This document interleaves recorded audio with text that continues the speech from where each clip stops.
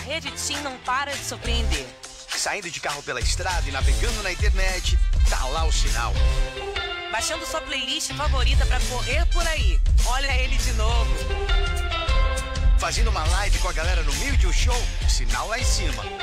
E até chegando no aeroporto de outra cidade. O sinal da TIM tá com você em todas as possibilidades. Surpreenda-se com a líder em 5G. TIM, imagine as possibilidades. Oi, amor. Sabe o jantar que marcamos pra hoje? Aquele que eu ia te contar sobre a minha gravidez, que você ia se emocionar e me chamar pra dançar nossa música favorita a noite toda. Então, tô ligando pra desmarcar. Alguém soltou pipa perto da rede elétrica e acabou com a energia aqui do bairro. Soltar pipa pode ser divertido, mas nunca perto da rede elétrica. Você coloca em risco a sua vida e a de outras pessoas, além de acabar com a energia e com um momento especial de muita gente. Eletrobras. A Hyperbet nos chamou pra ser gentil e verdadeira com quem joga. Porque a Hyperbet quer ver você se divertindo, não se endividando. A Hyperbet quer oferecer os jogos como entretenimento, não como dinheiro fácil ou investimento. Então vem conhecer as novidades, sentir adrenalina só pra se divertir. Porque a Hyperbet quer você aqui, mas nunca.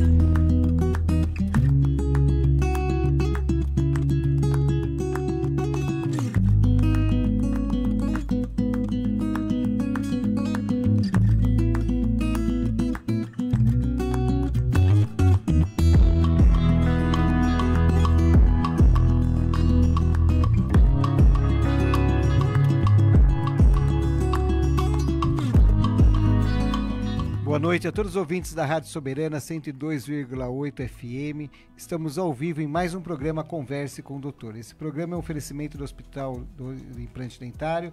Comigo aqui a doutora Roseli, o Celso Carvalho, a nossa convidada, a doutora Raquel.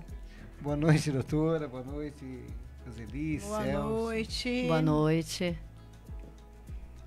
Oi, pessoal. Mais uma vez aqui com vocês nessa terça-feira, trazendo mais um programa de qualidade para vocês, como sempre, né?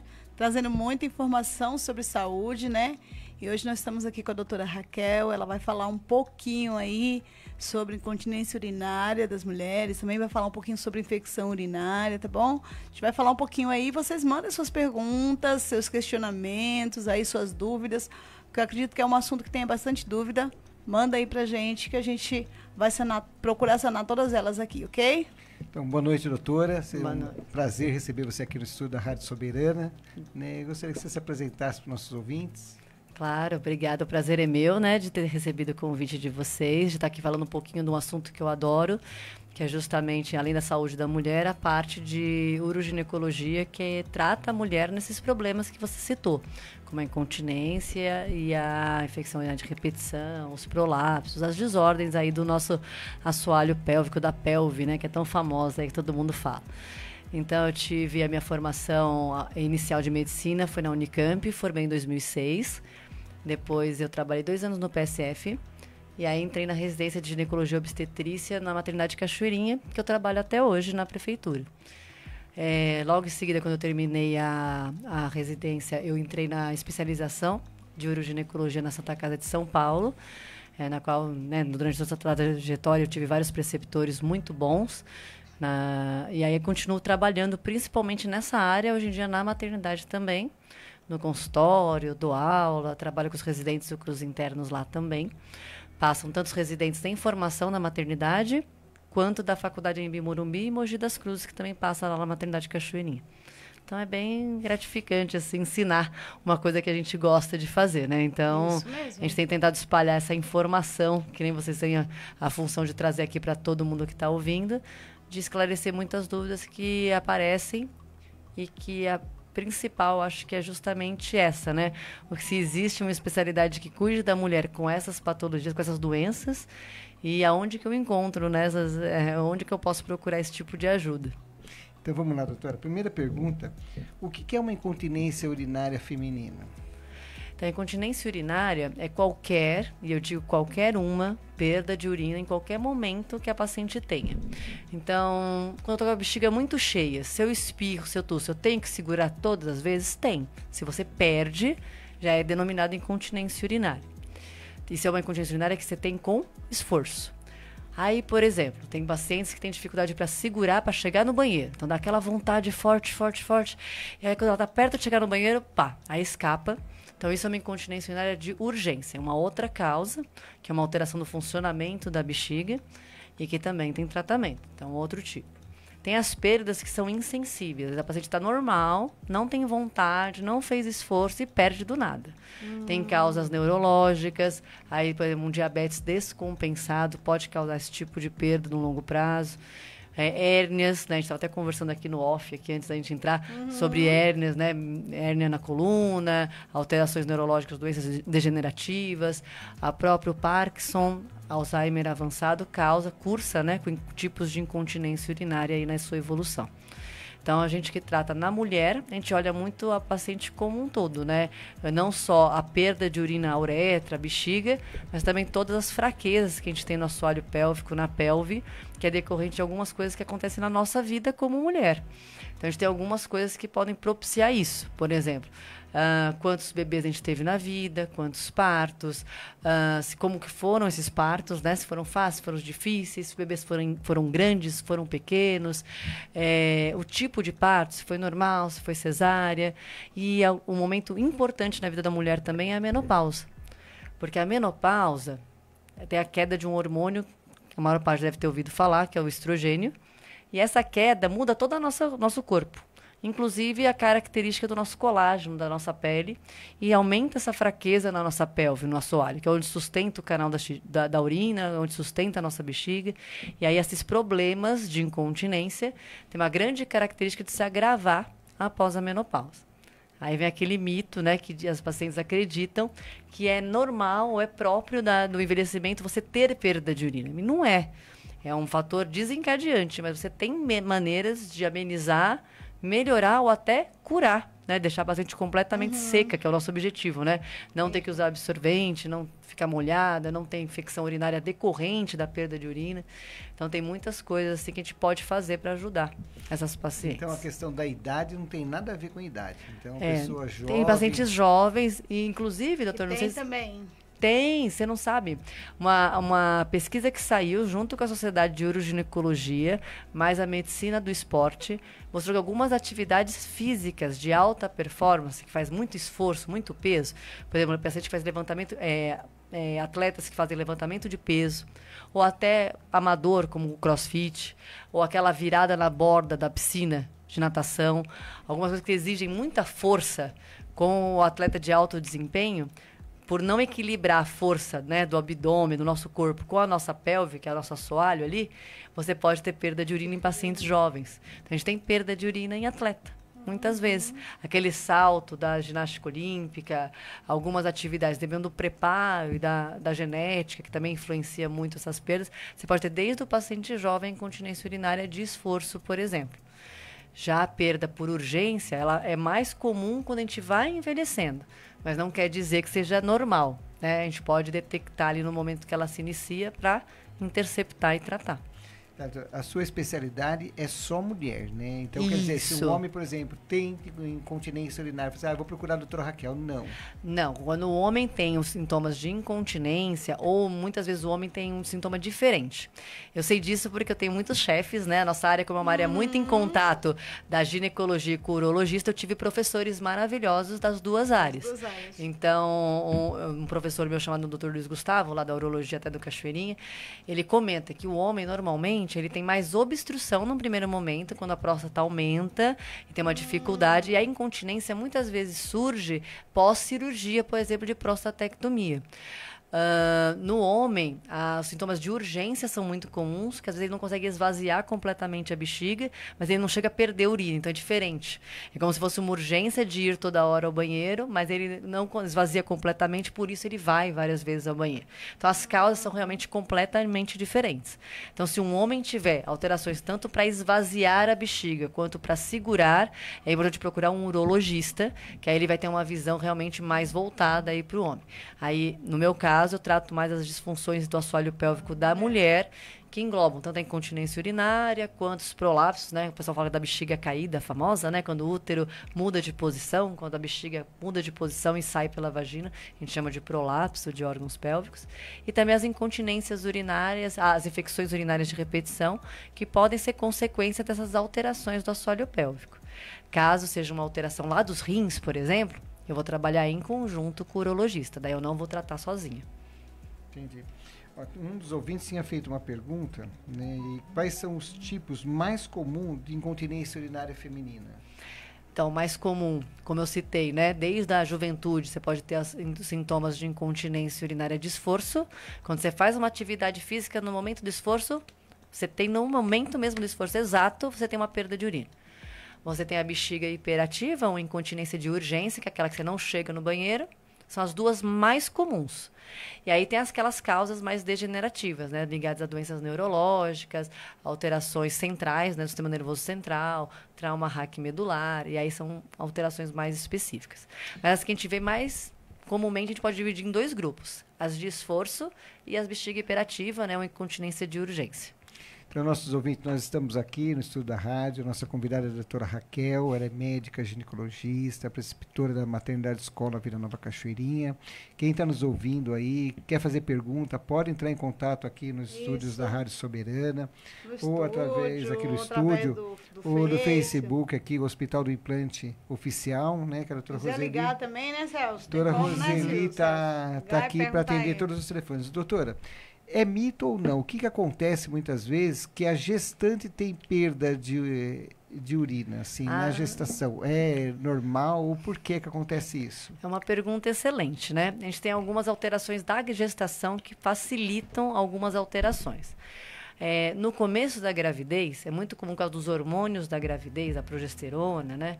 Você tem um aumento da frequência urinária. Então, a paciente vai muito ao banheiro por causa das alterações, mas não chega a ter incontinência. No final da gestação, por causa do peso, do volume do útero, do tamanho do útero sobre a bexiga, você tem, com pequenos esforços, você tem uma facilidade de ter incontinência. É normal? Não é normal. Então, isso quer dizer que ela, no futuro, ela tem uma propensão a desenvolver essa incontinência urinária de esforço, por uma fragilidade do assoalho pélvico. Tanto que a gente comenta, por causa de todas as gestantes, se fosse possível, né? Claro que a gente às vezes não consegue ter no SUS para todo mundo, mas quem tem condições, às vezes a gente fala que para procurar fisioterapia do assoalho pélvico, porque é o fortalecimento, né, dessa musculatura durante a gravidez e no primeiro ano pós-parto pode diminuir e até zerar a chance da paciente desenvolver isso no futuro. Então é comum as pacientes perderem urina, sim, mas não é normal. Uma coisa é ser comum, outra coisa é ser normal. Então não é um mito, pode acontecer. Muitas pacientes que depois que tiveram filhos referem que com grandes esforços perdem, né? Então às vezes pega uma gripe muito forte, uma crise de tosse. Então é uma coisa muito eventual, mas talvez uma fisioterapia aí seria um dos primeiros tratamentos para prevenir uma progressão, para uma piora do caso dessa paciente. E essa fisioterapia, quem passaria no caso é você? Qualquer ginecologista ou qualquer médico capaz de cuidar da saúde da mulher, com um atendimento de primeira linha, a fisioterapia do assoalho pélvico, ele pode prescrever essa fisioterapia. Então, qualquer médico que tenha essa visão de observar a mulher e ver que é uma doença prevenível e própria do enfraquecimento da nossa pelve, ele pode pedir a fisioterapia do assoalho pélvico. E tem fisioterapeutas, é uma especialidade da fisioterapia. Então, ela é bem específica, né? Então, assim, não pode ser a fisioterapeuta no geral. Então, é uma pessoa que se forma e vai para essa área e aí fazem exercícios voltados para isso. Né? Elas fazem recrutamento de musculatura que às vezes a paciente não sabe usar. Então, através do tratamento específico, a paciente começa a usar essa musculatura, fortalecer, que é que nem o músculo do bíceps, né, do braço. Uhum. Se a gente não fortalecer na academia, não vai ficar molinho? A mulher não fala que o braço fica molinho? Então, é a mesma coisa, a nossa pelve, nossa musculatura embaixo da uretra, né, toda a parte feminina, se a gente não fortalece, favorece esse enfraquecimento. E a gestação é um grande desafio para o nosso organismo. Então, não é fácil. Às vezes são bebês grandes. Mas meu bebê não foi muito grande. Mas você pode somar aí mais 1 quilo de líquido, mais não sei quanto de placenta, mais não sei quanto do útero que cresceu. Então, é um peso grande que o assoalho tem que aguentar. É um desafio. Então, não quer dizer que não vai acontecer nada. Mas a gente pode reverter essas alterações normais, por exemplo, com a fisioterapia. Num primeiro momento, né? A gente avalia no futuro depois. Tem uma pergunta aqui, doutora. Existe alguma cirurgia, né, que ajuda a controlar a incontinência urinária? É uma pergunta excelente, porque existe sim cirurgia, né, mas aí a gente tem que chegar para colocar na ordem das coisas, né? A cirurgia que a gente tem é para incontinência urinária de esforço, naquela que tosse, espirra, levanta peso e perde urina. Mas é a primeira linha de tratamento? Como eu falei, não é. A fisioterapia e o fortalecimento da pelve é a primeira linha de tratamento. Se a paciente está na menopausa, a gente ainda consegue fazer uma coisa que é um tratamento local da vagina, que a gente fala, né? Que é justamente usar um estrogênio, que é aquele que está faltando na menopausa, sabe? E a gente consegue repor localmente. E ele não causa mal, não tem perigo de câncer de mama, não tem perigo de alterações que o pessoal tem muito medo. Como ele age só na região, ele vai fortalecer, melhorar esse colágeno que fica fraquinho, tanto para segurar a uretra, a bexiga, e já vai melhorar aquele quadro de incontinência. Não tendo uma resposta completa com a fisioterapia e com as medidas, né, do estrogênio, por exemplo, a gente pode fazer uma cirurgia que chama sling. Sling, em inglês, é fita, faixa. É uma faixa que a gente põe por dentro, é uma cirurgia que é feita pela vagina, e fica escondidinha ali embaixo do canal do xixi. A paciente não vai ver. Então, a gente faz um cortinho, coloca essa telinha, fecha, vai cicatrizar, vai ficar normal, como se nada tivesse acontecido. Mas a telinha vai reforçar um ligamento que a gente tem lá, que já existe, né? Que a gente chama de bulbo uretral, o uretropélvico, que compõe esse ligamento, a sustentação embaixo da uretra. E aí isso vai fortalecer. Então, sim, é uma cirurgia que é o padrão ouro da uroginecologia de resolução. A resolução é muito alta, né? A cirurgia 10, 15, 20 anos, a paciente pode ficar bem deste tipo de incontinência. Ela é muito segura, né? Então, é uma cirurgia de média complexidade. A dor depois é muito tranquila, é muito discreta. E, se bem indicada, vai muito bem.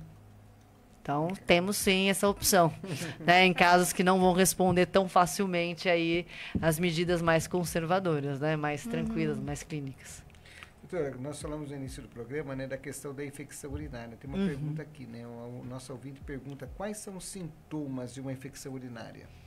Perfeito. É fundamental a gente saber mesmo, né? Para saber a hora de procurar algum auxílio, algum pronto-socorro, ou até a demanda do posto, né? Ajuda muito. Então, na mulher, principalmente, o primeiro sintoma é aumentar essa frequência urinária. E quando a paciente vai fazer xixi, ela sente um ardor, principalmente no final do xixi. Nas últimas gotinhas, ela sente um desconforto, um ardor. Depois, isso pode evoluir para uma dor mais intensa no pé da barriga, que é popularmente o que a gente fala, né? E pode chegar até ter hematúria, que é o quê? Você vê a urina laranja, avermelhada. Então, uma cistite, que é a infecção urinária mais comum da mulher, pode ter esses sintomas. Mas vai dar febre? Difícil, no primeiro momento. Quando a paciente tem uma piora do quadro, às vezes não trata, ou tem uma imunidade um pouquinho mais baixa, essa infecção pode subir para o rim, né? Que o pessoal fala muito, que é a pielonefrite. Aí sim, tem que ter sintomas mais no corpo inteiro, que a gente fala sistêmicos, que é a febre, a dor no corpo, calafrio, e aí são sintomas mais graves, que aí exige até, às vezes, medicamento internado, não só tratamento ambulatorial. Então, nesses sintomas de ardor, e toda hora não fazer xixi, tá fazendo de pouquinho, não melhora, uma dor no pé da barriga, vale a pena procurar o serviço de saúde, o posto, né, o médico da demanda, para ele dar o devido tratamento para esse primeiro episódio. Então, nossos ouvintes, boa noite a todos, né, que estão nos ouvindo. A doutora Raquel, médica, ginecologista, especialista na área de incontinência urinária. Vocês podem estar fazendo as nossas perguntas aqui, encaminhando aqui para a rádio. Eu acho que um momento extremamente importante, vocês que têm qualquer dúvida com relação a essa parte, ou infecção urinária, ou perda de urina, alguma coisa, tirar suas dúvidas aqui com a doutora Raquel, né? Doutora, tem mais uma pergunta aqui. Que é essa pergunta? Aí é bom, hein? Qual a diferença entre uma cistite simples e uma pielonefrite, infecção urinária que você falou agora? Então. Tinha acabado, acho que ele não tinha ouvido ainda. É justamente isso. A cistite é uma infecção que está só na bexiga. Então, ela está lá retida na bexiga. A bexiga, a infecção fica lá contida. E aí vai dar aqueles sintomas que eu estava falando, que são só uma irritação local. Então, vai toda hora no banheiro, pode sangrar, pode dar desconforto no pé da barriga, vai arder no finalzinho do xixi. Então, é um sintoma que está lá grudado só na bexiga. Se essa bactéria, por algum motivo, ou porque ela é muito agressiva, ou porque a paciente tem uma imunidade ruim, gestante tem uma chance de ter pielonefrite muito maior. Então, a gente trata todas as infecções urinárias de maneira, assim, bem significativa, né? Qualquer início de infecção a gente já trata. Aí é uma infecção que vai subir e vai infectar a pelve renal. O rim é onde filtra todo o nosso sangue. Então, do rim para o sangue está um pulinho. Então, é por isso que gera sintomas no corpo inteiro. Então, dali do rim, que é um pulinho, aí vai ter sintomas como a pielonefrite, que é uma dor grande na região lombar, vai ter febre, calafrio, pode gerar até uma infecção generalizada, que é um choque séptico. Então, a gente não pode deixar evoluir. Aí já é uma infecção bem mais grave, nível hospitalar. Às vezes o medicamento pela boca não é suficiente para gestante, a gente sempre interna, né?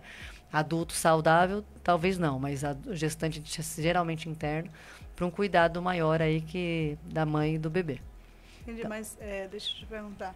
Quando a mulher está gestante, tem esse tipo de infecção, pode chegar até o feto? Se você tiver uma infecção de urina, a infecção de urina é a infecção mais comum e mais grave na gestante que não tem causa obstétrica. Então, assim, pensando em doenças que não são próprias da gravidez, a infecção urinária é uma das mais graves e é uma das principais causas de trabalho de parto prematuro. Olha que loucura. Então, você deixar passar uma urocultura, né, com bactérias e não tratar numa gestante é extremamente preocupante, porque isso pode desencadear toda uma repercussão para esse bebê nascer antes do tempo. Então, a infecção urinária na gestante é extremamente importante. Tanto que a imunidade da gestante ela já é um pouquinho pior, baixa. Então, tem paciente, eu até falo isso para os meus residentes. Tem paciente que a gente vê chegar andando no pronto-socorro com uma infecção urinária inicial. A gente interna porque tem algum fator de risco, começou a ter febre. E muitas vezes ela vai para a UTI em menos de 24 horas por ser um bicho mais agressivo ou por causa da imunidade. Então, a gente não brinca com infecção urinária em gestante. Então, todo obstetra, ginecologista sabe esse manejo porque é uma doença que tem uma repercussão não só na mãe, mas como no bebê também. E evolui muito rápido, né? Muito rápido. Em gestante, a evolução é muito rápida. É diferente do adulto normal, que às vezes dá para esperar o exame de urina, dá para esperar uma urocultura para ver que bactéria é. Porque uma coisa é a infecção urinária primeira que você está tendo hoje. Você nunca teve, aí você teve uma agora, aí eu vi seus sintomas, eu posso te tratar. E às vezes nem preciso do exame de urina, só pelo seu sintoma eu consigo te tratar. Mas se você tem 1, 2, 3 episódios, a gente já chama de infecção urinária de repetição. Aí é importante esperar uma urocultura, que vai dizer que bactéria é e que antibiótico é o correto para aquela bactéria. Então, você tratar de uma maneira mais eficaz. E aí, através disso, você consegue diminuir esses episódios. Então, um paciente que é saudável, rígido, que não é gestante, a gente consegue falar para ele, espera um pouquinho, toma um remédio para dor, tudo, até sair o resultado e eu consigo tratar de maneira mais direcionada. Entendi. Aí, ouvintes, vocês que têm aí gestante em casa, fala para elas prestarem bem atenção, porque pode até levar um parto prematuro. Exatamente. Por conta de uma infecção que não prestou atenção. E uma coisa simples, às vezes achando que é normal, né? Perder xixi, é normal tá aquela ardência e não é normal. Exatamente. Se começar a ir muito no banheiro, tiver dor no pé da barriga e tiver acompanhado de um ardor para urinar, vale a pena procurar a maternidade mais próxima para investigar. Eu falo que o gestante, tudo é mais complicado, né? Tudo é mais... Pode ser mais difícil. Intenso, né? Por causa... eu acredito que não só por causa da imunidade, mas também esses hormônios que eu acho que... Mas é que eles alteram, tudo aguçado, né? A progesterona, que está muito presente na gravidez, que é o hormônio praticamente da gestação, ela faz com que o nosso rim, ele drena a urina num sentido único, né? É como se fosse uma pista de mão única. Ele vai, desce para a bexiga e flui para a uretra e vai embora.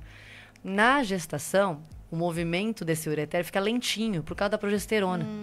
Então, ele tem uma dificuldade, não é assim tão fácil. Não chega a ser uma Dutra congestionada, né? Que nem a gente viu aqui hoje, né? Mas começa a ser um trânsito intenso. Então, a urina não consegue descer de uma maneira tão simples assim para a bexiga. Então, a bactéria facilita o processo dela subir no sentido oposto. Que a urina fica mais em estase, né? Fica mais paradinha. O certo da urina é o quê? Sair do rim, ir para a bexiga e para a uretra sair. Manter sempre um fluxo contínuo. E na gravidez, a progesterona, que é o hormônio da gestação, não facilita. Então, é mais um motivo. É uma alteração natural, mas que a gente tem que ficar de olho nessa complicação. Entendeu? Tá, tem uma pergunta aqui. Qual o exame que pode estar identificando isso, doutora? Deixa eu ver quem foi que perguntou isso. Quem foi que perguntou? Vamos lá. Qual o exame que indica uma infecção urinária? O exame que a gente vai, claro que a coisa mais importante, né, na paciente é ela contar o que ela está sentindo.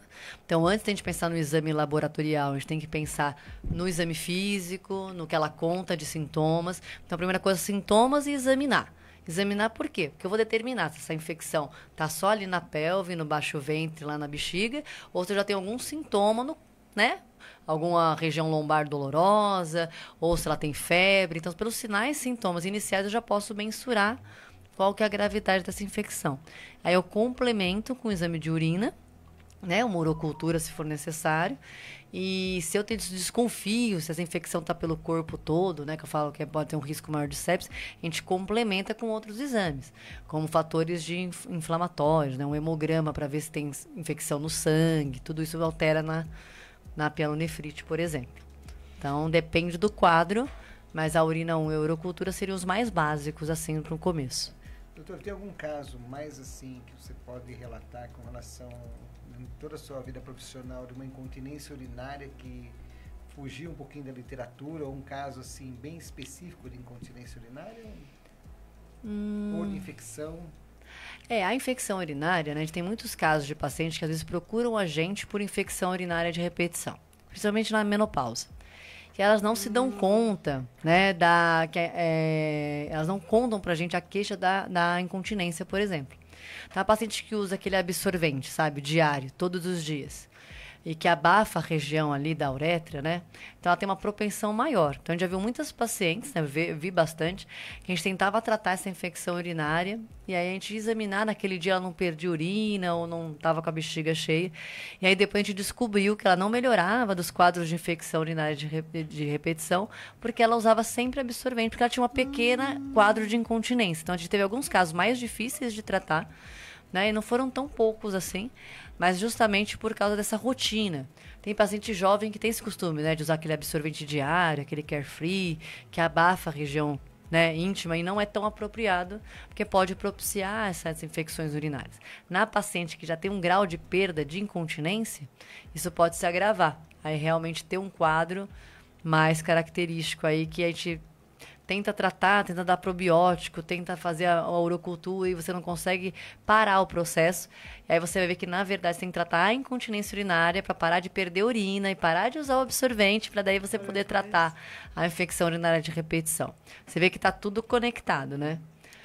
Outros casos que são mais desafiadores são casos de pacientes que têm malformação das vias urinárias.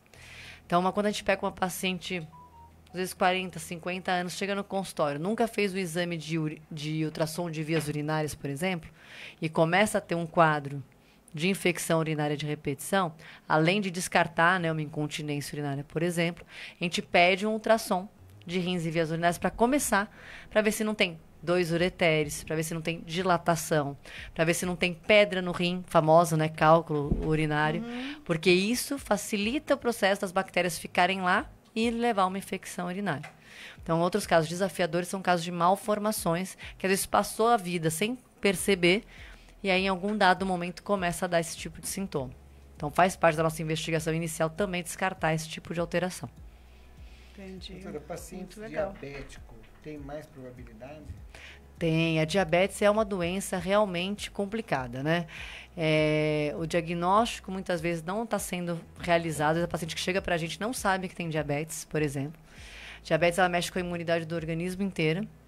E a glicosúria, né, que é perder o açúcar pela urina, ele por si só já é meio e fim para a infecção urinária. Então, é como se tivesse lá um lugarzinho quentinho, com um monte de comidinha, para a própria bactéria se alimentar e se multiplicar, feliz, num lugar escurinho, que é dentro do nosso corpo. Então, a diabetes descompensada, ela cursa com glicosúria, que é justamente eliminar açúcar pela urina. E isso propicia tanto a infecção urinária de repetição, quanto uma doença muito conhecida da ginecologia, que é a candidíase também de repetição. Então, gera um desbalanço total da flora, tanto vaginal quanto urinária. Então, a diabetes, ela é, com certeza, uma doença que, se não tiver controlada, ainda tem essa repercussão. Fora que diabetes descontrolada, também a paciente vai muito ao banheiro. Ela tem uma coisa chamada poliúria, que é toda hora. Ela tem muita sede, porque ela não está...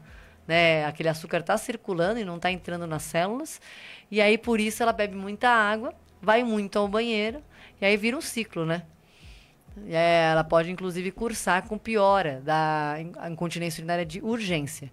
Um dos tipos de incontinência que piora muito com a diabetes é aquela: ai, doutora, chego na porta do banheiro, não consigo segurar e escapa. Esse é o tipo de incontinência urinária que, quando você está com a diabetes pior, ela vai ter mais episódios de perda de urina por urgência. Não consigo segurar, é o sintoma principal dela. E ela vai ter uma repercussão muito maior. Tá? A diabetes é uma doença que realmente a gente impara a investigação inicial também da paciente, quando a gente está conversando, ela traz para você o sintoma: não, eu perco antes de chegar no banheiro, eu comecei a ter esse episódio há 1 ano, né? Uma paciente que está ali depois dos 35, 40 anos, faz parte da investigação de pedir uma glicemia de jejum, uma hemoglobina glicada, para descartar, né, uma infecção, uma diabetes aí de base, que ela pode não ter o diagnóstico ainda. Então, a gente vai trabalhar em conjunto não só o ginecologista, né, da especialidade, né, da uroginecologia, como também um clínico, né, ou um endócrino, que vai ajudar a compensar essa paciente do ponto de vista metabólico aí da diabetes. Então, não é um trabalho solitário, né? Muitas vezes a gente vai lidar com outras áreas que vão repercutir aí para essa paciente. Outra doença que ninguém sabe, que também piora bastante a incontinência urinária, é alguns medicamentos para hipertensão. Olha só. Então, hipertensão e insuficiência cardíaca. Muitas vezes a gente usa muito diurético. Então, você aí que toma hidroclorotiazida, que toma furosemida, que usa espironolactona, que é um diurético que às vezes o pessoal toma para ficar magrinho também, para tirar a retenção do líquido. Toma por conta, né? Assim, sem...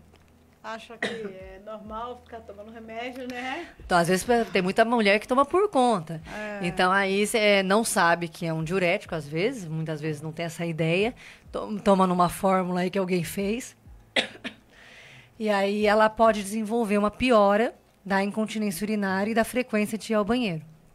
Então, é importante ela saber que a hipertensão dela tem medicamentos melhores para tratar, que não precisa ser necessariamente um diurético. Então vá. Pergunta, Rose. Aí? Não, Quem está nos ouvindo aí, Rose? Tem alguém? Tem a Débora Romeira aqui, o Celso. Débora, boa noite, Débora.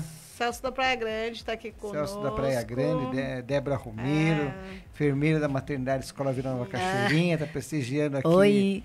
A doutora Fernanda Raquel. Dória também está aqui com a gente, doutora. Fernanda Dória. Fernanda Dória, boa Isso. noite. Elizabeth, como sempre. A Maria Elizabeth Miralva está aqui ligadinha Miralva. também com a gente. Deixa eu ver quem mais. Tem mais aí. A Maciel Soares está aqui com a gente também. Fernanda, minha irmã, provavelmente minha irmã. Olha aí. Fernanda. A que família assim, tá ligada. Face, a gente não consegue ver muita gente, né? É. O Facebook é muito limitado ali pra gente ver. Sei que tem bastante gente ligadinha aqui conosco, porém não consigo ver todo mundo. Alguns aí que o Celso pode ver, não sei se tá aparecendo pro Celso aqui. O Benê Sacomã, o Benedito Silva, o Bezerra, o Cauã, mandando um abraço para todo mundo. O Cido Marques. Cido Marques está perguntando sobre a mãe dele, a idade dele, a idade da mãe dele. Influencia na incontinência urinária? Que nem eu estava comentando, né? Não é obrigatório do envelhecimento você ter incontinência, mas com certeza, quanto mais tempo, por exemplo, se a paciente tem uns 80 anos, muitas vezes ela tem uma fraqueza maior ali da pele. Não é normal a gente ter ruguinha? A gente não tem uma flacidez do rosto, da pele, uma piora do colágeno com o envelhecimento? Todos nós, homem, mulher, todo mundo. Então, através disso, né, do envelhecimento, a gente pode ter uma fraqueza maior de tudo, todos os músculos, inclusive do que sustenta a uretra. Então, ela pode ter uma incontinência urinária de esforço, sim, pode facilitar. E a bexiga hiperativa, que é uma disfunção, né, como se a bexiga parasse de funcionar na hora certa e quisesse liberar a urina quando ela bem entende, tem uma característica de aparecer mais com o envelhecimento. Então, quanto mais anos passam, a prevenção é muito importante. Então, o que a gente pode prevenir? Não evitar essas doenças crônicas se agravarem, né? Uma hipertensão, uma diabetes. Ficar ligado nos medicamentos que a gente toma. Uma coisa que piora muito a bexiga hiperativa, que eu ainda não comentei, que são alguns alimentos. Tem alguns alimentos que irritam a bexiga. Então, às vezes é uma senhorinha assim, tranquila, né? Não come nada demais, mas ela gosta de tomar um chazinho, sabe? Assim, antes de dormir. Então, esse chazinho não vai ajudar ela a dormir, na verdade. Ela vai levantar 2 a 3 vezes à noite para fazer xixi. Então, aí começa a dar aquele comando errado para a bexiga. Ela acha que você tem que acordar à noite para fazer xixi. Não pode mandar esse comando para ela. Então, chá, café em excesso, também a cafeína, tudo que tem cafeína, viu? Pessoal que gosta de tomar um energético, né, todo dia, muito café, e suplemento de café, tudo tem café e cafeína agora. Então, o excesso disso aumenta a frequência de ir ao banheiro e com o tempo você pode parar de conseguir segurar o xixi. Então, pode levar a uma coisa dessa. Alimentos muito temperados, com corantes artificiais, também piora. Alimentos ácidos, ou até os próprios ácidos que moram no refrigerante. Todo mundo sabe, né? Que dentro da Coca-Cola, do Guaraná, além da cafeína, tem ácido lá dentro também. Então, piora mais ainda. Então, ácidos... uma coisa que o pessoal também gosta bastante. Pimenta. A pimenta. Pimenta. E todo mundo come uma pimentinha ali para dar aquele complemento lá na dieta, né? As dietas termogênicas, né? Então, a pimenta também piora a bexiga hiperativa. Pimenta pra mim abre apetite. Então. Ó o perigo, ó o perigo. Come mais ainda. Então, assim, às vezes a paciente tem esse costume alimentar e na juventude não impacta tanto. Mas como a gente vai perdendo, às vezes a nossa locomoção não tá legal. Às vezes não é culpa só da bexiga. Às vezes a gente tem uma artrose, uma dificuldade de locomoção. Ela dava vontade antes, ela ia ao banheiro, ela fazia xixi. Mas agora ela tem um joelho que não responde mais, não tem que pegar uma bengalinha e tem que andar. Aí acaba perdendo antes, por quê? Não é porque só a bexiga tem alguma coisa. A gente tem toda uma característica do envelhecimento. Mesmo, né? Então a gente tem que tentar envelhecer pensando como um todo, né? Manter o nosso corpo inteiro saudável, que a gente vai ter uma repercussão menor dessas alterações. Todos os nossos órgãos vão envelhecer, né? Infelizmente, a gente só vai pra frente, né? Pra trás eu não vi ninguém voltando ainda, né? Então, a gente não fica mais novinho. A tecnologia tá grande, mas não tá regredindo. Vamos voltar. Eu falo isso para minhas pacientes, infelizmente, a gente não passa o ano e fica mais novo. Então, vamos pedir esse examezinho, vamos prevenir. Isso mesmo. Vamos mandar os pacientes para fisioterapia, porque isso vai prevenir alterações mais graves. Então, uma coisa que a gente pode fazer para a mãe do nosso ouvinte que perguntou é isso, se manter ativa, se manter fortalecida, não deixar, né, que vá degenerando, porque a gente perde muito músculo com o envelhecimento. Então, não deixar. Se a paciente for ativa, ela faz uma hidro, faz uma ginástica com as amigas, sai de casa, não deixa de fazer, porque tudo isso vai colaborar para ela estar melhor. E não só a bexiga, né, mas como toda a musculatura dela está competente aí para manter a continência não só da parte urinária, né? Toda a parte do estômago, do intestino, tudo funcionar bem. No envelhecimento aparece muita coisa. Então, se a gente se manter ativo, com uma alimentação equilibrada, evitar esses alimentos que podem irritar mais a bexiga, tudo isso colabora para um envelhecimento mais saudável. Doutora, você falou da atividade física, né? Tinha uma pergunta aqui com relação a isso. A atividade física, ela colabora bastante para a questão de, no futuro, a questão da incontinência? Então, a atividade física é uma faca de 2 legumes, né? Eu sempre falo isso, né? Pode ser boa e ruim. Então, por exemplo, o fortalecimento da musculatura, né? Da parte interna da coxa, da pelve, atividades físicas que trabalhem igualmente toda a musculatura, né? De maneira progressiva, com uma boa supervisão de um educador físico, tudo isso é fundamental, que você não tenha nenhuma lesão. Concorda? Que nem aquele cara que vai treinar sozinho na academia. Qual é a chance dele ter uma distensão, uma lesão de um ligamento? Enorme. Né? Certeza. Ou naquela academia lotada que tem um professor e aquela academia lotada com trocentas mil pessoas. O professor lá se virando nos 30. Ele vai fazer um exercício errado e não é nem culpa do coitado que está lá. Então, assim, a mesma coisa se você fizer uma atividade de alto impacto e você não fortalecer o seu assoalho, a sua pelve. Então, se você fizer um exercício, por exemplo, eu até comentei, né, com os meninos, que até a medicina do esporte trabalha muito com a parte da uroginecologia, a gente tem palestras em conjunto. O crossfit, que está muito na moda, né, ou até pacientes atletas que levantam muito peso, ou fazem atividades de alto impacto, pulam, né, ginástica olímpica, tudo isso pode gerar uma fraqueza do assoalho pélvico, porque se você não equilibrar esse fortalecimento, e gerar incontinência urinária de esforço. Olha que loucura, em vez de ser uma coisa que vai beneficiar, pode lesionar o assoalho. por causa da carga. Porque é a mesma coisa de um paciente obeso. Ele vai aumentar a carga do abdômen sobre a pelve. A gente não falou que a gestação de um bebê muito grande pode alterar a pelve e aumentar a chance de incontinência urinária? É a mesma coisa. Então, tudo que aumenta a pressão do nossa barriga, do nosso abdômen lá dentro, vai propiciar e aumentar a chance de lesionar lá o canalzinho que segura, o ligamento que segura o canalzinho do xixi, ou a nossa pelve como um todo. Então, essa atividade física, se não tiver um equilíbrio também com o nosso assoalho pélvico, pode ser mais prejudicial do que benéfica. O que beneficia muito a nossa pelve é fazer exercícios combinados. Por exemplo, pilates, que trabalha o corpo inteiro. A natação, tirando a parte da virada olímpica, que exige um fortalecimento maior, mas trabalha toda a musculatura como um todo. Então, a gente tem algumas atividades que conseguem pegar de uma maneira mais global. A musculação, se bem direcionada e englobar todos os grupos musculares, também favorece. Então, a gente tem que olhar a atividade física e o profissional que vai trabalhar com você também ter essa visão. A mulher precisa trabalhar a pelve. Isso é uma coisa que a gente não está acostumado, né? Tem um tabu, né?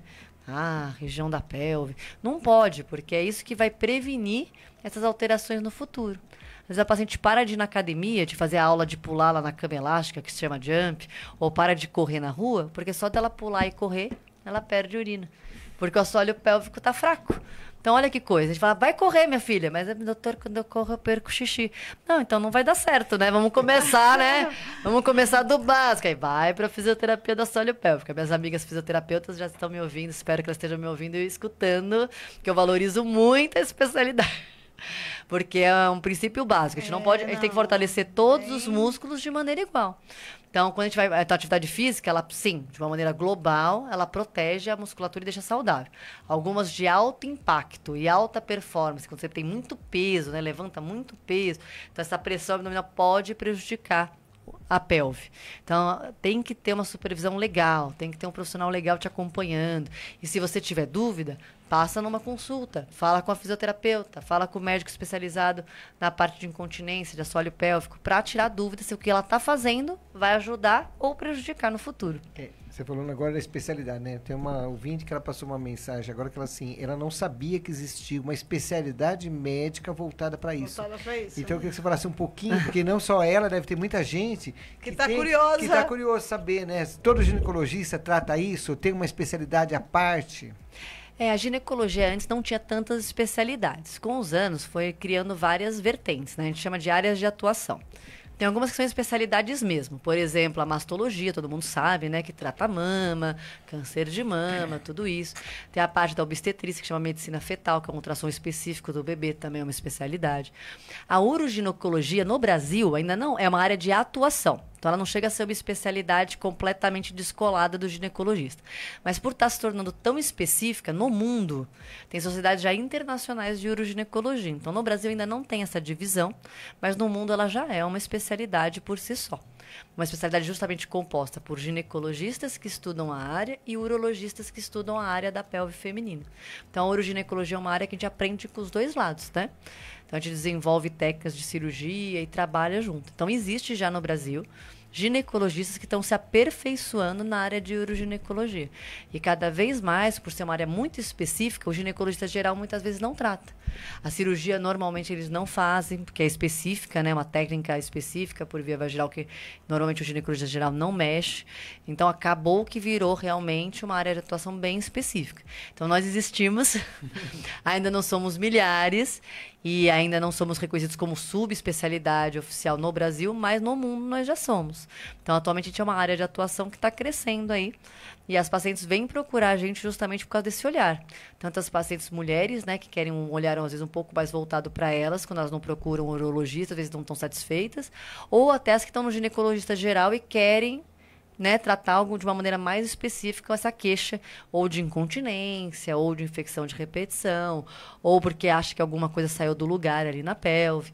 Então, ela procura, ela deve procurar o uroginecologista. Inclusive, meus colegas me encaminham. Então, é um ginecologista que trabalha com ginecologia geral, mioma, ou endometriose, ou outras áreas, eles muitas vezes já têm esse costume de encaminhar para a gente. Então, porque já sabe que a gente tem esse estudo, né? A gente estuda tem sociedades internacionais no mundo inteiro, a gente traz, né, estuda essa área especificamente. Tem congresso da nossa especialidade já no Brasil, então, a gente vai cada vez mais se aprofundando aí para trazer o melhor, né, o melhor tipo de tratamento, com a melhor evidência para nossa paciente. Doutora, essa cirurgia é feita aberta ou por vídeo hoje? A cirurgia de ginecologia não é feita nem aberta nem por vídeo, é feita pela vagina. Então, a gente tem 3 tipos de modalidade cirúrgica, né? Para incontinência urinária, que é o sling que eu comentei, que é aquela faixinha que põe embaixo do canal de xixi, que é o padrão ouro, ela é feita pela vagina. Então, é uma cirurgia aberta, mas por dentro da vagina. Então, não tem o corte na barriga, né?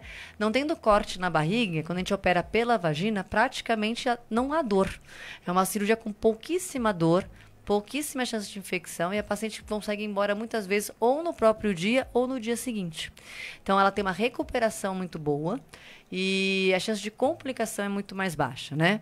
Então, a laparoscopia a gente reserva para casos, por exemplo, de prolapsos avançados, que são técnicas feitas pela laparoscopia, e cirurgia aberta na uroginecologia praticamente não tem pelo abdômen. Algumas técnicas que a gente pode usar associada com alguma cirurgia abdominal também existe, né? Existe uma cirurgia que a gente fazia muito antigamente, faz ainda hoje, mas não se faz tanto, que é uma que se chama Bursch, que é uma cirurgia que faz pelo abdômen para incontinência urinária.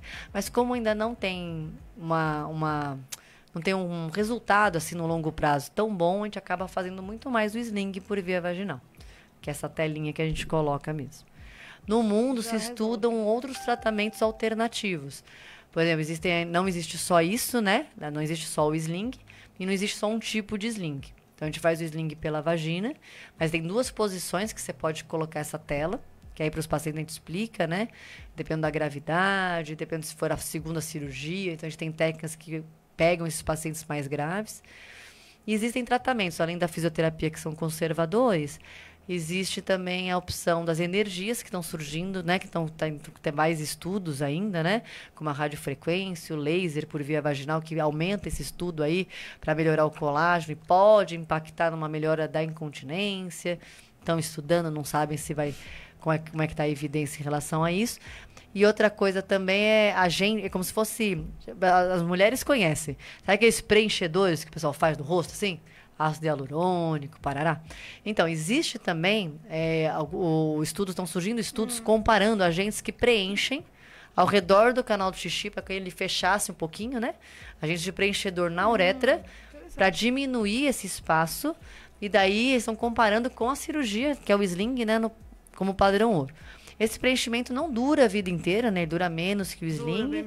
Mas eles estão comparando se são opções aí para casos ou que já operaram e voltou a perder, ou para casos mais complicados, ou casos de pacientes que fez radioterapia na pélvica e tudo é mais difícil, né? Tanto para operar quanto para responder à fisioterapia. Então, estão surgindo novas tecnologias aí que podem ajudar nossas pacientes. Então, a gente vai à luta para estudar, para ver o que realmente vai funcionar, e a gente vai trazendo para elas melhores tratamentos aí para não ter como achar comum a perda de urina, que a perda de urina não é normal, né? A incontinência de urina não é normal, a gente tem que sempre pensar nisso. Verdade. A Wanda está perguntando aqui que o médico dela, há uns anos atrás, tinha indicado fazer um perineoplastia. É a mesma coisa da questão de corrigir a incontinência urinária ou não? A cirurgia de períneo, né, que é muito famosa, viu? Todo mundo fala na perineoplastia. Mas antigamente o médico falava períneo para tudo, né? Quando ia corrigir a bexiga que caía, quando ia corrigir a incontinência, ou quando ia dar aquela fechada na entrada da vagina, que às vezes quando o bebê nasce, fica uma abertura um pouco maior, faz um corte, que às vezes não cicatriza muito bem. Então a gente fala que corrigir o períneo seria só isso. Corrigir esse músculo que na abertura da vagina ficou aberto. Então, a cirurgia correta de perineoplastia seria só para isso, não seria para incontinência. Então, se a gente pensar no termo períneo é aquela parte de baixo da vagina, não de cima. De cima, onde está o canal de xixi, tudo é outra coisa. Então, cirurgia de perineoplastia seria para dar uma estreitada, né, um fechamento da musculatura que ficou aberta, por exemplo, depois de um parto. Né? Você vai colocar essa musculatura de volta no lugar. Então, isso seria a perinoplastia. As cirurgias para incontinência é isso, é o sling, é o burst, ou os agentes de preenchimento, ou quando você vai fazer minha bexiga caiu, eu não perco xixi, mas ela saiu do lugar. Então, eu vou dar pontos que vão corrigir e vão pôr ela de volta no lugar. Então, a gente chama de correção dessa bexiga, correção específica dessa bexiga. Não é períneo. Só que hoje em dia, popularmente, todo mundo chama tudo de períneo, independente de onde esteja. Então, é uma confusão muito comum e às vezes o médico usou o termo, não é que ele está errado. Às vezes ele usou o termo para explicar de uma maneira mais simples para ela. Então, o legal é o paciente falar, então, doutor, mas exatamente você vai operar onde? Qualquer parte que você vai mexer é na parte do xixi? Aí, às vezes, ele vai explicar de uma maneira, você está entendendo o que eu estou falando? Aí ele vai explicar de uma maneira, às vezes, mais técnica. Ele fica com medo de explicar de um jeito muito específico e o paciente não entender, né? Aí, popularmente, eles falam que é a cirurgia de períneo mesmo. Então, é mais comum. Doutora, mais uma outra pergunta. A paciente tinha perguntado assim, com relação hoje à questão da obesidade, né? Você já vai falar um pouquinho sobre isso, né? Hoje a obesidade vem crescendo e muito. É demais. Então, assim, os pacientes obesos, geralmente eles perdem urina mesmo ou é um mito que fala que paciente obeso perde urina? Não, essa pergunta fundamental. Nem toquei tanto assim no assunto. Foi excelente essa pergunta agora. Porque a obesidade já está virando uma epidemia, né? A gente tem bastante... No Brasil, a gente hoje em dia, o sobrepeso e a obesidade, nós estamos em maioria, né? Então, a gente precisa... É um caso de saúde pública, né? Tanto que cada vez mais surgem medicamentos, técnicas, dietas, tudo porque o pessoal está cada vez ficando mais obeso. E a obesidade ela é desafiadora também como doença crônica, metabólica, de diversas maneiras. Tanto porque também ela aumenta a pressão abdominal e ela vai causar quadros de incontinência urinária mais graves, que às vezes a paciente dá uma tossidinha assim de nada, ó. Ela já perde xixi, porque ela já tem uma pressão abdominal de base muito alta, sabe? O abdômen dela já faz uma pressão muito grande sobre a bexiga, então qualquer tossezinha ela já perde. E para operar é uma paciente mais difícil. Né? Porque o instrumental desenvolvido nem sempre é tão apropriado para o paciente obeso. Então, ele requer do cirurgião uma curva aí de aprendizado maior, porque é mais desafiador operar também as pacientes com obesidade. Fora que as técnicas cirúrgicas têm uma chance de falha maior. Já é considerada uma paciente complicada, paciente que é obesa. Então, por exemplo, aquela telinha que a gente coloca, ela pode ceder com mais facilidade, né, antes de cicatrizar por causa da obesidade. Então, a gente tem que passar isso para a paciente também. Então, às vezes, antes de operar, o que eu falo para a paciente? Olha, eu sei que não é fácil, mas vamos tratar um pouquinho o excesso de peso? Às vezes, diminuir, às vezes, né, faz a físio antes, e aí já tem uma motivação de começar uma atividade física. Vai com a nutricionista para ela te ajudar, porque não é fácil, não dá para fazer sem ajuda. Não. Quando a pessoa chega na obesidade, é uma doença. Então, não é só falar para a pessoa parar de comer, que você não vai resolver o problema. Então, você tem que dar mecanismos, né? Então, você tem que ter uma equipe ali multiprofissional. Então, é um nutricionista, às vezes um psicólogo para tratar uma ansiedade, uma compulsão alimentar, a gente nunca sabe, né? Tem sempre... Aí tem a parte do atividade física, educador físico. Então, a gente teria que fazer um tratamento ali que envolvesse vários profissionais para daí você conseguir direcionar e tratar essa paciente da melhor maneira. Não é a primeira opção. Vou te operar. Vou resolver o problema, vou te operar. Fazer tudo. Infelizmente, eu sempre falo para a paciente, olha, infelizmente eu preciso de você para você sarar da sua incontinência urinária. Não é uma coisa que eu posso falar, toma isso aqui, ó. É mágico, vai resolver e você não vai precisar mais olhar para mim. Infelizmente, não.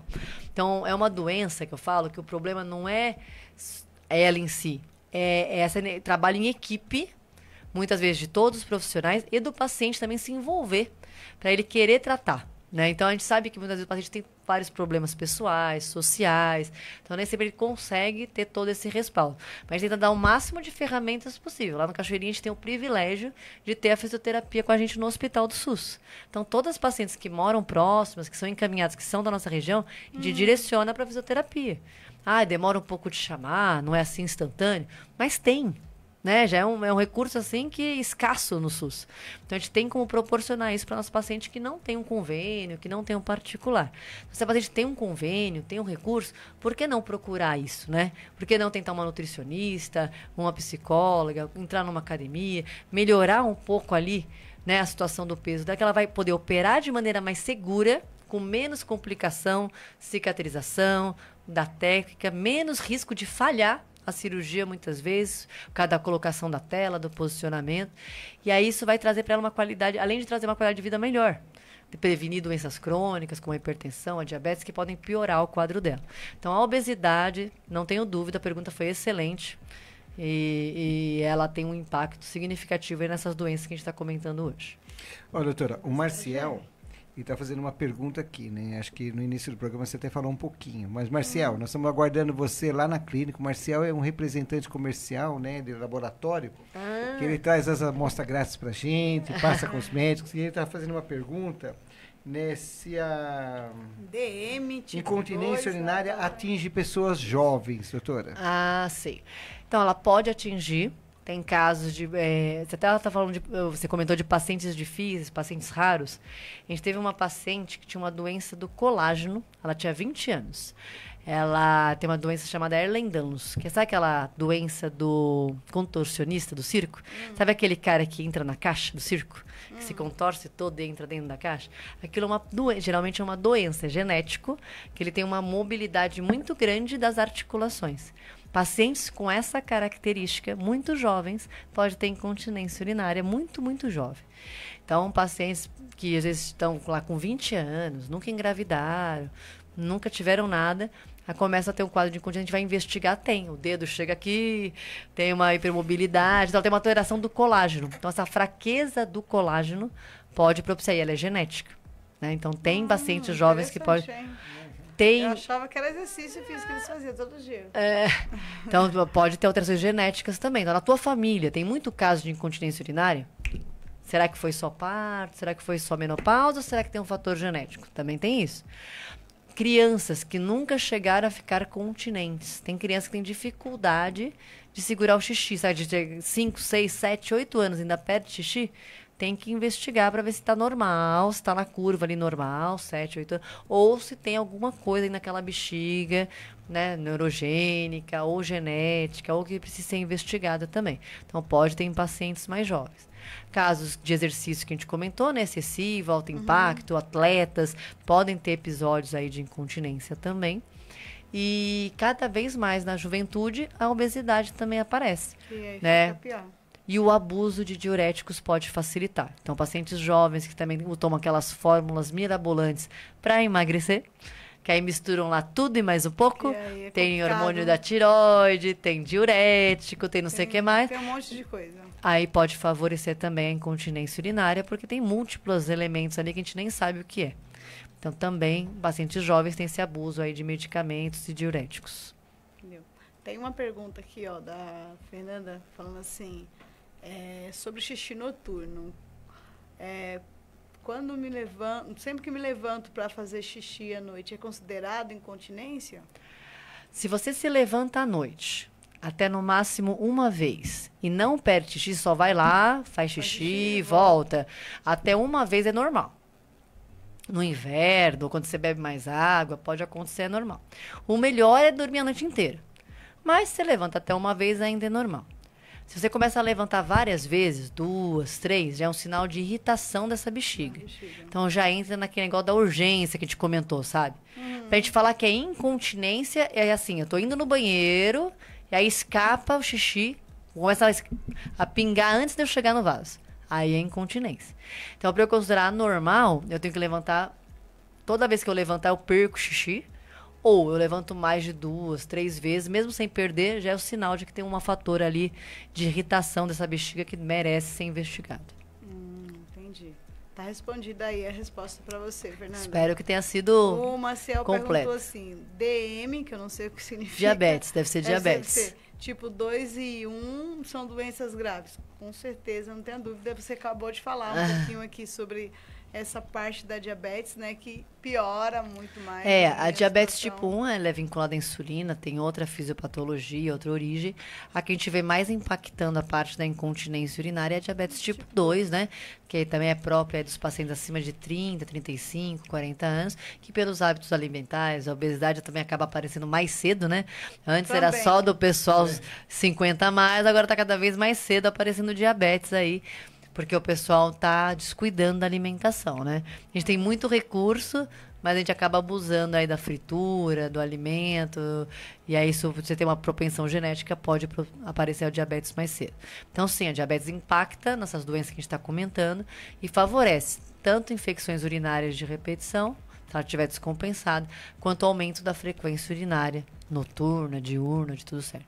Porque o certo durante o dia, vocês sabem quantas vezes a gente deveria fazer xixi durante o dia? É isso que eu ia perguntar. O normal durante o dia, no máximo, 6 vezes. Então é tipo, eu acordei no meio da manhã, na hora do almoço, no meio da tarde, no finalzinho da tarde e antes de dormir. Isso é normal de fazer xixi. Se eu faço mais do que 5, 6 vezes durante o dia, já está alterado. E à noite, no máximo, levantar uma vez. Foi aquilo que eu comentei da noite. Então a gente tem que ter esses números na cabeça para poder passar para o nosso paciente e ele observar essas alterações no decorrer da vida dele. Eu adivinhei sua pergunta, né? A pessoa Adivinhei. o médico orienta a tomar às vezes 2, 3 litros de água. Como é que fica isso? Como é que fica Então, isso? eu tô Você tem que ir no banheiro várias vezes. estou brigando com o nutrólogo, né? Não, infelizmente, assim, hoje em dia tem claro que água faz bem, né? Eu sempre falo para meus pacientes, mas depende de como você toma essa água. Você pegar essa garrafa aqui, ó, 750 ml, e você tomar de uma vez, o que você vai fazer no teu sangue? Você vai diluir todos os elementos lá do teu sangue. O que o rim vai pensar? Nossa, tem coisa faltando nesse sangue. Tá muito diluído. Aí ele vai lá e vai filtrar tudo. Ele vai filtrar, então ele vai mandar tudo de uma vez pra bexiga e você vai fazer xixi daqui a 30 minutinhos. Ou menos, ou 15. Igual quando você vai fazer ultrassom de abdômen. Você beba água, minha filha. Odeio. Tome 3, 4, 5 copos. É aquela velocidade. Você quer ficar hidratado, é beber assim, ó. De pouquinho Copinho, em pouquinho. 150, 200 ml, devagar, tomando copinho e tal. Aí isso vai o quê? Vai equilibrar lá no teu sangue, nas tuas células, vai ter um equilíbrio. E o rim não vai ficar desesperado, você vai dar uma enganada nele. Então ele não vai filtrar tão rápido assim. Daí você vai conseguir chegar no equilíbrio. E outra, se o médico mandou do nada, sem fazer nenhum tipo de avaliação do seu caso, da sua idade, porque não é beber 2, 3 litros de água e não avaliar. Depende a idade do paciente, depende a mobilidade, depende das doenças que ele tem. Então não pode ser um cálculo ali da internet que o cara pegou aleatório. Então tem que avaliar se realmente aquele volume de água é adequado. A maior parte das minhas pacientes eu peço para elas reduzirem um pouco, ó. Você toma 4 litros. Eu acho que não, hein? Vamos reduzir um pouquinho, vamos reduzir 500, 1 litro, vamos ver como é que você fica. Será que vai manter o mesmo quadro? Muitas vezes só com a orientação de ingesta ou diminuir beber líquido depois das 5, 6 da tarde, que também já é um fator aí. Muita paciente piora o sono, fica sem dormir e aí desencadeia outras doenças, né? Aí a gente começa melhorando a parte do sono. Levando 3, 4 vezes à noite para fazer xixi. Não, isso não é normal. O paciente já acorda estressado, querendo matar um em casa, né? Aí não tem o que fazer, né? Aí também não vai dar. Aí o que você tem que falar? Quer beber água? Tranquilo. Vai beber até as 5, 6 da tarde. Não, mas eu tenho sede. Você vai molhar a boca. Molho, tá bom, acabou. Eu tenho que tomar um remédio. 2 dedinhos pra tomar o remédio. Não inventa. Né? Não é 3 copos d'água pra tomar um comprimido de sei lá o quê. Então, orienta, já melhora 50%. Né? Se você juntar com aquelas orientações dos alimentos irritativos, tem paciente que só nisso, e na estrogenização vaginal por causa da menopausa, já melhora quase todos os sintomas.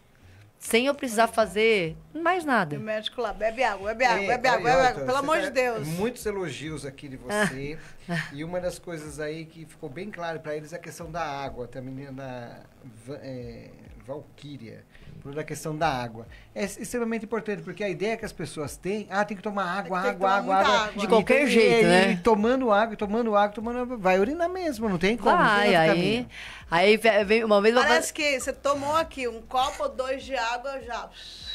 Se for, dependendo da velocidade, acontece isso mesmo. 15 minutinhos você tá no banheiro. No banheiro, pelo amor de Deus. Então eu falo, se você tomar rápido... E é porque você tá querendo fazer exame de ultrassom dos rins. Eu falo sempre isso, você tá querendo fazer exame? Então não é pra tomar rápido, você quer hidratar? É lento. Não tenha pressa, deixa a garrafinha lá, você tem o dia inteiro. Vai de boa, uma garrafinha de manhã, uma garrafinha à tarde, vai tomando devagar. Porque aí sim você vai hidratar.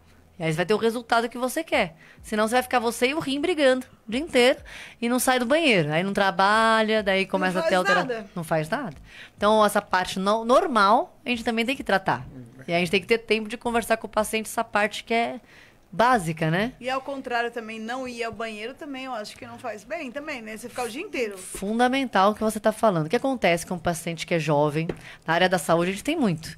Médico, enfermeiro, no plantão, passa 12 horas às vezes, não bebe nem água, nem faz xixi. E não é raro, hein? Residente, se tiver algum me ouvindo, com certeza vai confirmar. Então, não é raro acontecer. O que pode acontecer? Com o tempo, quando você vai fazer xixi, quando a gente enche demais a bexiga, passa o dia inteiro sem fazer xixi, a bexiga sai até lento, né, o xixi, né? De tanto que ela distendeu. Essa distensão excessiva da bexiga pode causar microlesões da estrutura, da parte neurológica. Ah, por que surge a bexiga hiperativa? Ninguém sabe. Muitas vezes ninguém sabe a causa exata. Pode ser esses maus tratos que a gente causa na vida inteira dela. Então, você segurar demais, distender demais a bexiga, segurar por muito tempo. Será que é saudável? Obviamente que não. A gente tem que ir durante o dia de 5 a 6 vezes. Então, você distender também não é saudável. Favorece infecção urinária. Muita gente sai do plantão e vai direto tratar a infecção urinária, porque tem sintoma. Não bebe água, fica lá retendo.